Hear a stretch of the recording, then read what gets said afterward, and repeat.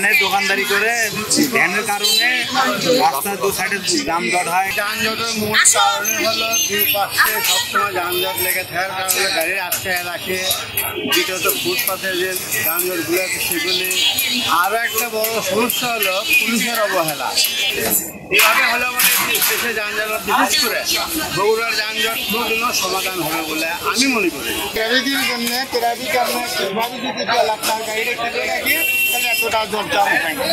বগুড়া শহরে আগের তুলনায় ব্যাপক পরিমাণে সিএনজি, ইজি বাইক, অটোরিকশা এগুলো ব্যবসা বেড়ে গেছে।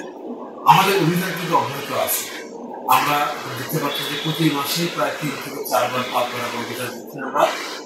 আমাদের যে অভিযান অব্যাহত আছে, আমরা তার মধ্যে দিয়ে ট্রাফিক ব্যবস্থাপনাকে ভালো চেষ্টা করছি। আমরা দেখতে পাচ্ছি যে বিভিন্ন কাঠের তলা দিয়ে আমরা হথিয়ারি দিয়ে সাতপথর দিয়ে বিভিন্ন ফুটপাথ আমরা অবস্থান করছি। আমরা যদিও ফুটপাথ অবস্থান করার পরে আবার তার ঢুকে যাচ্ছে। আমরা বিশ্বাস করি, আমরা সাধারণ বগুড়াবাসীকে আমরা এই কথাই বলতে চাই যে আমাদের আইনের প্রতি শ্রদ্ধাশীল থাকতে হবে, আইনকে মানতে হবে।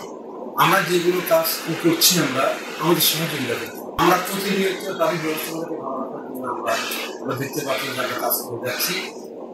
এটাকে ধরে রাখার জন্য প্রত্যেকটি নাগরিককে এগিয়ে আসতে হবে। যে সাতমাথা জেলা স্কুলের পাশে, সাতমাথার ঠিক পূর্ব পাশে আমাদের পার্কিং প্লেস আছে।